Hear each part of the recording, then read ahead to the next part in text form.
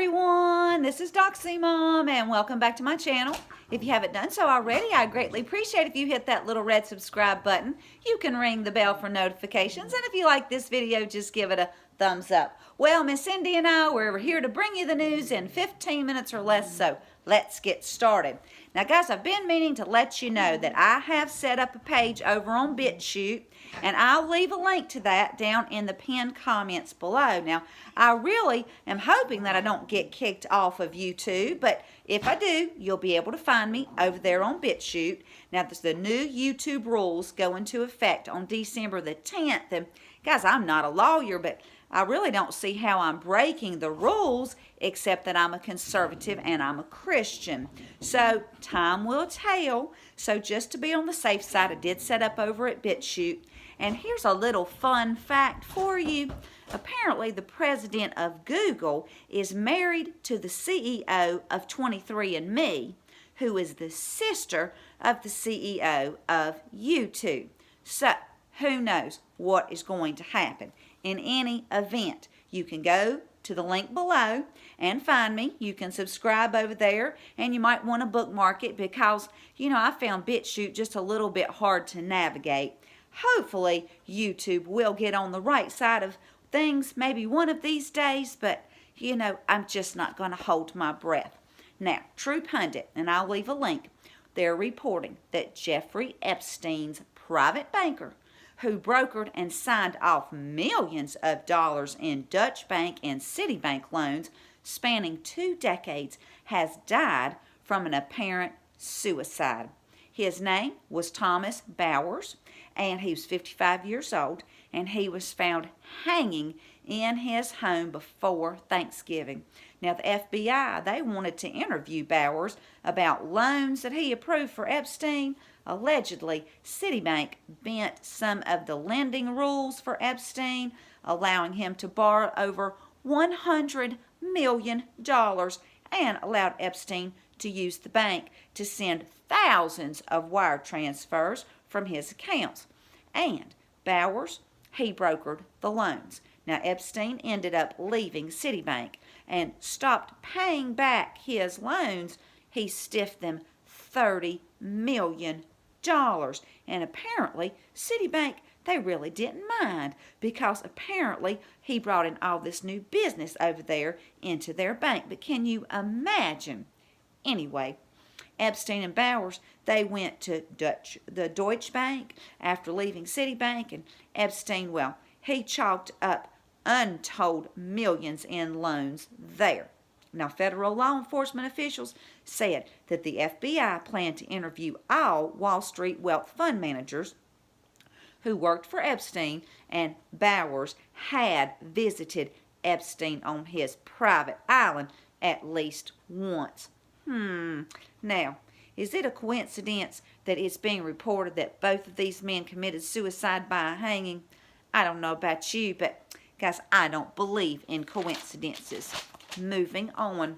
True Pundit's also reporting that they received a letter from Lisa Page's attorney, a Miss Amy Jeffress, and the letter first threatened to sue True Pundit.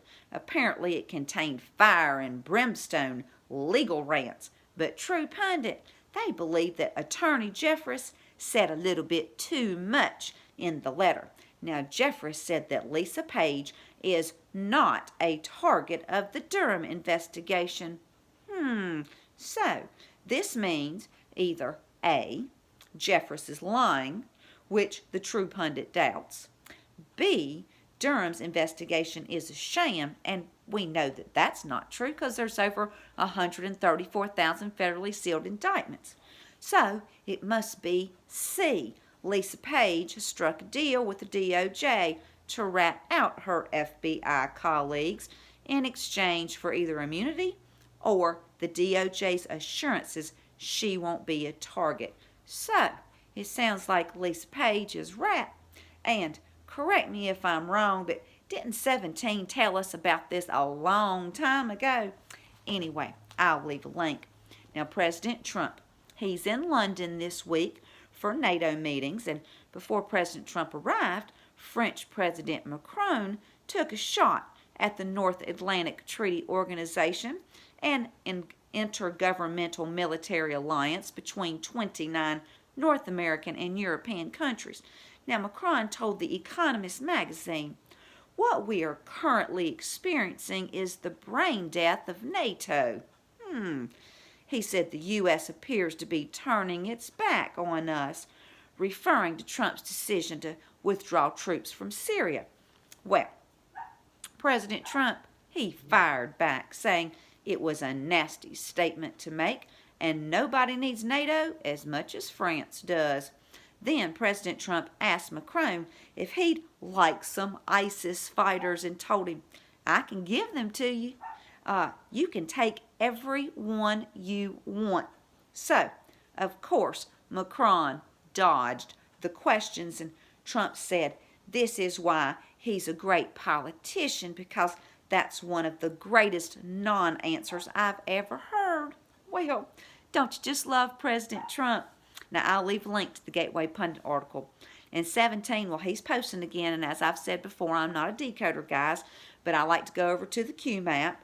But 17, he's telling us to be ready, that the public awakening is coming, and that Q will wait for the precise moment to release the FISA D-class. So we have to continue to be patient, guys, and just pray for President Trump and the Q team and everyone fighting in this battle.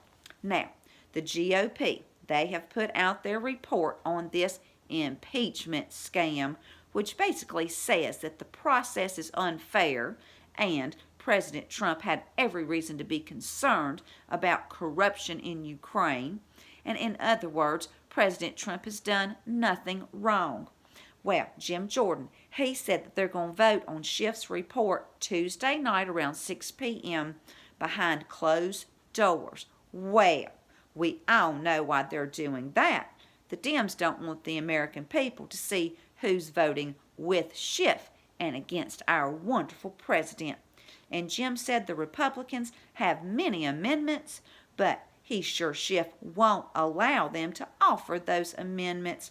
Well, of course they won't, Jim, because nothing about this process has been fair from the get-go.